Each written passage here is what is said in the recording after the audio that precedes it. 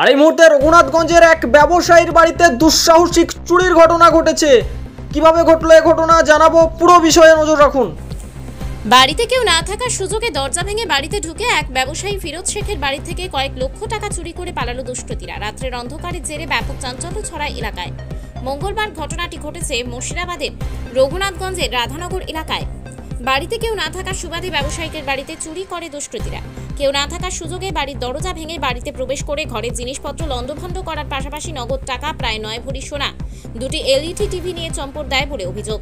ঘটনাকে ঘিরে আতঙ্ক ছড়িয়েছে এলাকাবাসীদের মধ্যে। বিষয়টি রঘুনাথগঞ্জ থানা ও জঙ্গিপুর ফাঁড়ির পুলিশকে জানানো হয়েছে। ঘটনা তদন্ত শুরু করেছে পুলিশ। তবে প্রশ্ন উঠছে, গ্রামের মধ্যে আশেপাশে এত বাড়ি থাকার পরে কিভাবে চুরির ঘটনা ঘটল। ব্যুরো রিপোর্ট, সবুজ বার্তা নিউজ। পরশুদিন আমরা ছিলাম, আমার বর ছিল বাড়িতে।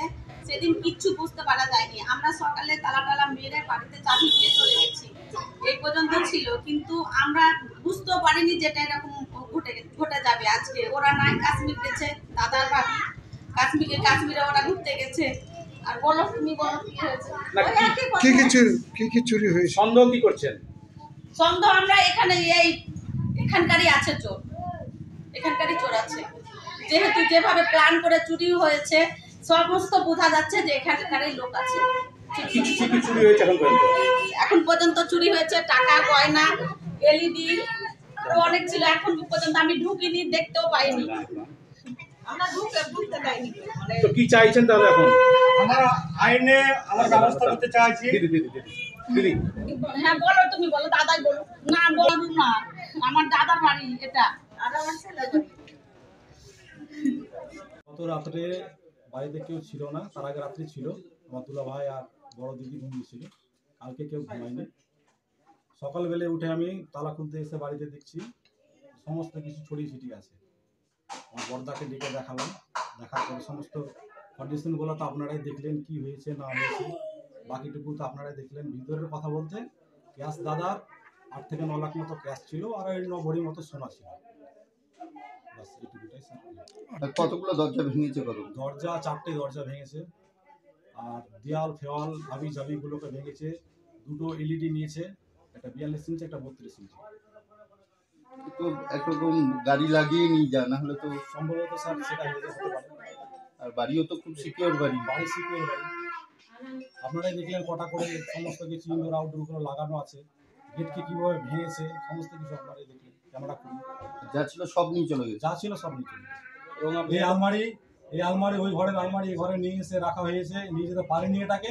বাকি যা পেয়েছে ওরা সমস্ত কিছু নিয়ে গেছে। তো কোনো রকম কি কিছু বুঝতে পারছেন যে কোন সময় হয়েছে বা কিছু? এটা কোনো আমরা কি বুঝতে পারছি না। সকালে আমি ঘরের লাইট অফ করার জন্য ঢুকছি, 7টার সময় নাগাদ দেখছি এই সব সমস্যা। মানে চোর একবার ঠান্ডা মাথায় করেছে। হ্যাঁ, সেই 12টায় করুক, 3টায় করুক, 4টায় করুক, সুস্থ মাথায় করেছে। এটা কি পরিকল্পনাভাবে চুরি? আর এটা পরিকল্পনাভাবে আমার সন্দেহ হচ্ছে, কেন এই বাড়িতে লোক নাই, সে কি করে জানবে? কালকে রাত্রে করলো, আর কালকে শুধু বাড়িতে লোক ছিল না, আজকে থাকার এতদিন হয়নি। এখানে কোনো এইসব ঘটনা কখনোই ঘটেনি, ফার্স্ট টাইম এই ঘটনা ঘটছে। কোথায় বাড়ি? কোথায় ওনারা গিয়েছেন? কোথায় বাড়ির মালিক? ওরা বাড়ির মালিক ফুল ফ্যামিলিতে কাশ্মীর টুরে গেছে। বাড়ির মালিকের নাম? ফিরোজ হোসেন। এই জায়গাটার নাম কি? রাধানগর। আপনার কি হচ্ছে? আমার বড়দা। আপনার নাম? আমার নাম মিঠুন সিং।